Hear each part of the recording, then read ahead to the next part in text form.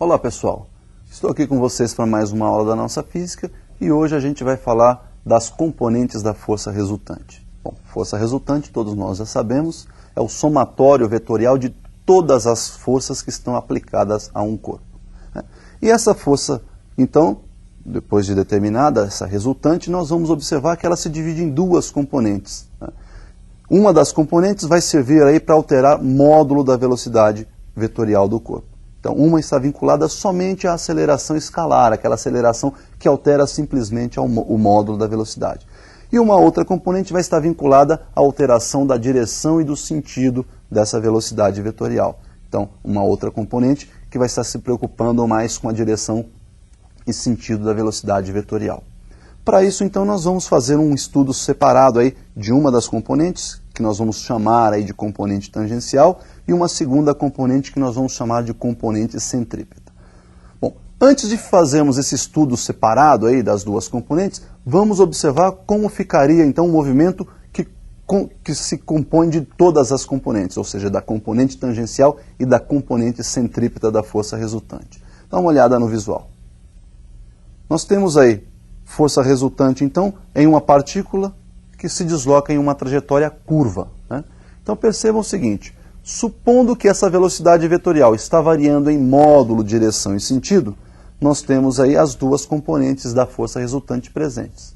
A componente tangencial é aquela que vai alterar exclusivamente o módulo da velocidade, por isso mesmo é que ela tem a mesma direção da velocidade, ela não se preocupa com a direção, ela se preocupa somente com o módulo da velocidade do móvel. E a componente centrípeta que está vinculada, então, à alteração da direção e do sentido. Esta, sim, se preocupa com a direção e o sentido desse corpo, ou da velocidade vetorial desse corpo. Bom, já sabemos, então, fazer essa soma vetorial. Regrinha do paralelogramo, nós temos, então, que a resultante é a soma das componentes tangencial mais centrípeta. Essa é uma soma vetorial que nós resolvemos através do teorema de Pitágoras. Então, lembrando ali, as componentes tangencial, centrípeta e a resultante formam em um triângulo, esse triângulo é retângulo, onde a resultante é a hipotenusa e as duas componentes tangencial e centrípeta são os dois catetos. Então, nós podemos calcular da seguinte forma, a hipotenusa elevada ao quadrado é igual à soma dos quadrados dos catetos. Temos lá então a resultante em módulo elevado ao quadrado igual a tangencial em módulo elevado ao quadrado mais a centrípeta em módulo elevado ao quadrado. Então nós podemos observar que nesse movimento aí do exemplo, nós temos a força composta pelas duas componentes, a componente tangencial e a componente centrípeta. Então nós vamos ter ali um movimento curvo, faz uma curvatura, porque está alterando direção e sentido da velocidade, e um movimento não uniforme, porque tem módulo variável aí para a nossa velocidade. Vamos analisar separadamente então agora. Força tangencial. Dá uma olhadinha no visual para a gente definir essa força tangencial. A componente tangencial, está lá, o próprio nome já diz, ela é tangente à trajetória, portanto tem a mesma direção da velocidade, tá certo? E pode ser calculada pela expressão da segunda lei de Newton, força igual a massa vezes aceleração. Então veja bem, o módulo da força tangencial é dada pelo produto da massa pelo módulo da aceleração tangencial. Se essa aceleração tangencial se preocupa exclusivamente com a variação do módulo da velocidade, nós podemos dizer que o módulo da tangencial é exatamente igual ao módulo da aceleração escalar. Portanto, eu posso então dizer que a força tangencial também pode ser calculada como sendo a massa multiplicada pelo módulo da aceleração escalar. Então, pessoal, como nós vimos lá, a componente tangencial, ela tem a direção tangente, vimos como calcular o seu módulo e falta definir agora seu sentido. Toda grandeza vetorial tem módulo, direção e sentido. Então vamos ver como é que fica o sentido dessa componente tangencial. Dê uma olhada no visual. Então percebam aí que o sentido pode ser o mesmo da velocidade ou oposto ao da velocidade. Primeiro analisando o mesmo sentido da velocidade. Quando é que a força está no mesmo sentido da velocidade? Ela está no mesmo sentido quando ela está empurrando o corpo na direção e no sentido do movimento, ou seja, está ajudando esse corpo a se movimentar mais rapidamente. Ela está aumentando a intensidade da velocidade. Nesse caso, então, essa componente tangencial está acelerando o corpo. Então esse movimento é dito acelerado. Por outro lado, se nós invertermos o sentido dessa componente tangencial, Em vez de então agora empurrar esse corpo, ajudar o corpo no movimento, ela vai dar uma segurada nesse corpo.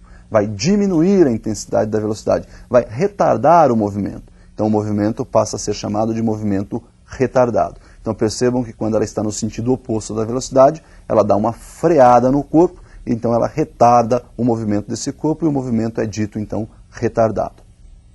Bom, então nós visualizamos aí a definição, vimos como calcular módulo, vimos a direção e o sentido da componente tangencial.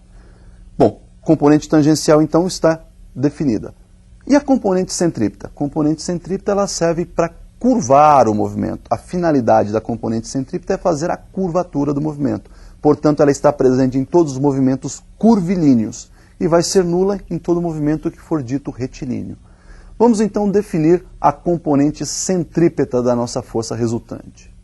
Observe então que a componente centrípeta ela tem a direção perpendicular à trajetória, ou seja, perpendicular àquela reta que tangencia a trajetória na posição que o corpo está ocupando, né? Portanto ela é perpendicular também ao vetor velocidade, e o seu sentido é sempre para o centro, daí o nome centrípeta, é aquela força que tem direção perpendicular então à trajetória, perpendicular à tangente da trajetória naquele ponto em que o corpo está ocupando, naquela posição que o corpo ocupa, e apontando sempre para o centro da trajetória.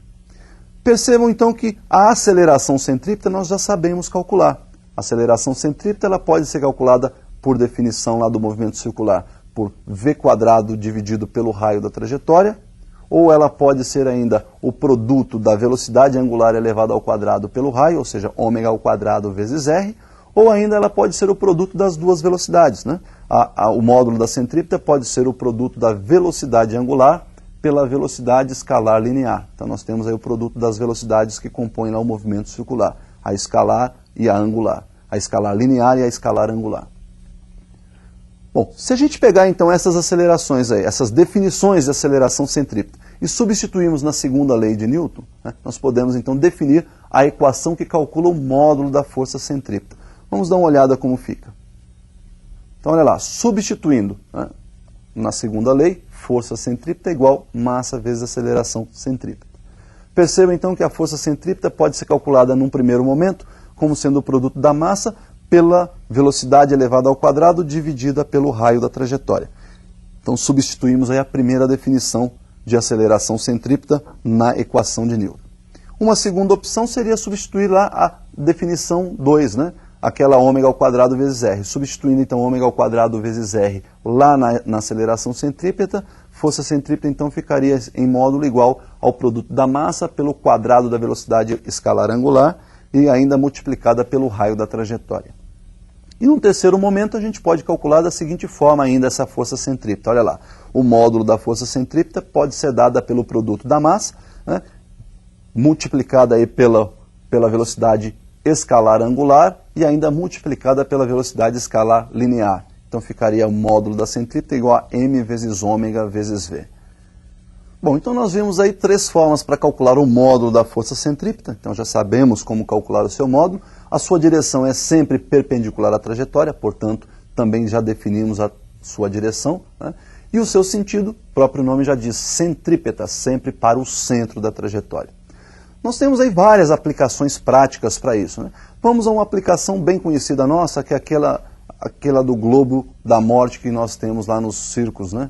Aquela atração principal do circo, que é aquele camarada andando dentro de um globo, uma esfera, né, feita em grade, vazada, para que você possa visualizar lá dentro um malucão lá andando com a moto de cabeça para baixo, vai e vem e assim por diante. Então vamos analisar o que acontece no globo da morte. Então nós temos aí no globo da morte um corpo, né, por exemplo, na subida. Olha lá, vamos pegar esse motoqueiro quando ele estiver começando a subir. Quando ele começa a subir, nós temos aí a aplicação de algumas forças. Bom, primeiro, força-peso é a força aplicada pelo centro de gravidade da Terra sobre esse conjunto, né? Conjunto que nós vamos chamar de conjunto motoqueiro mais a sua motocicleta. Então, no conjunto motoqueiro mais motocicleta, nós temos a força-peso. Essa força é vertical para baixo. Consequentemente, se você analisar durante a subida, essa força está tangenciando a trajetória. Então a força-peso nesse momento vai fazer o papel da componente tangencial das forças. Perceba que durante a subida ela tem aí essa força tangenciando com o objetivo aí, inclusive de dar uma diminuída na velocidade. Ele está subindo e a força está puxando contra o movimento. Então essa força é uma força tangencial com a finalidade de reduzir o módulo da velocidade, diminuir o módulo da velocidade. Em contrapartida, essa moto está apoiada nessa esfera, nesse globo.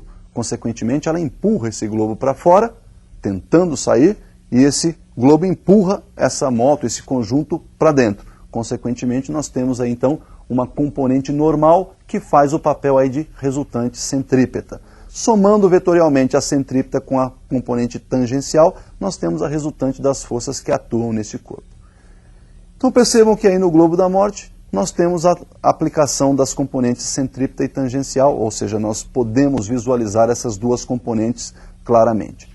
Pessoal, vamos analisar rapidamente alguns movimentos mais importantes? Então, deem uma olhada no visual. Nós temos aí um movimento que é dito retilíneo e uniforme. Retilíneo não muda a direção e sentido, portanto não tem componente centrípeta. Uniforme não muda módulo da velocidade, portanto não tem componente tangencial. Lá no movimento retilíneo uniformemente variado, bom, por ser variado altera o módulo da velocidade, então agora eu tenho uma componente tangencial, mas não tem centrípeta, porque ele continua sendo retilíneo.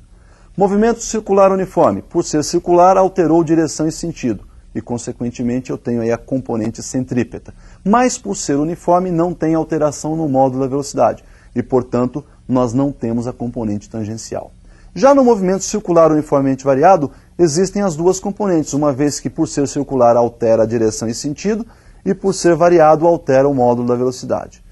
Então, pessoal, nós definimos aí as componentes e está finalizada então aí essa nossa aula de hoje. Por hoje é só e até a próxima.